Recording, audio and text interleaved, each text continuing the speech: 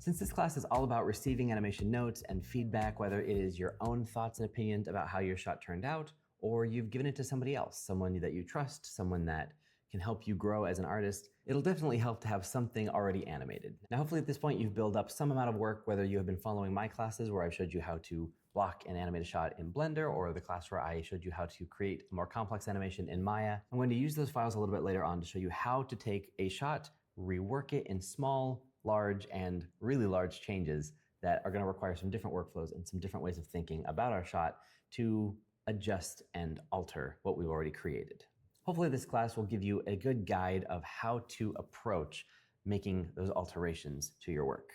So let me show you some of the stuff that we're going to be working on in these lessons. This is some animation that I created earlier in another class that you can check out, where we take a complex animation inside of Maya, specifically the dive roll in the middle of this run cycle. And the ending of this dive roll has our character roll on the floor and kind of pop back into the air in this more cartoony jump back into the run cycle. And this is the part that we're going to be adjusting a little bit later on.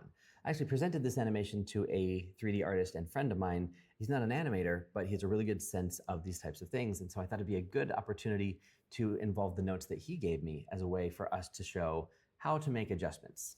Because as you can see, the character runs, they squat down, they jump, they dive, they roll, and then they kind of press against the ground and pop up into the air. It's a more cartoony action, and that might work with some projects to have that more cartoony hang time and that energy.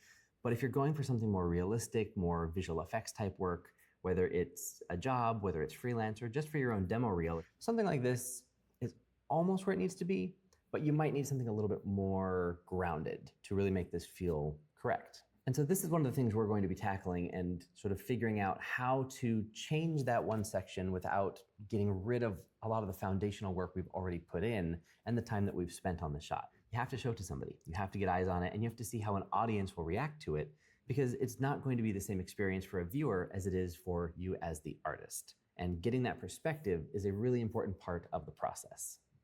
Now that we've talked through what to expect in this class, meet me in the next lesson where we're going to talk about receiving animation feedback.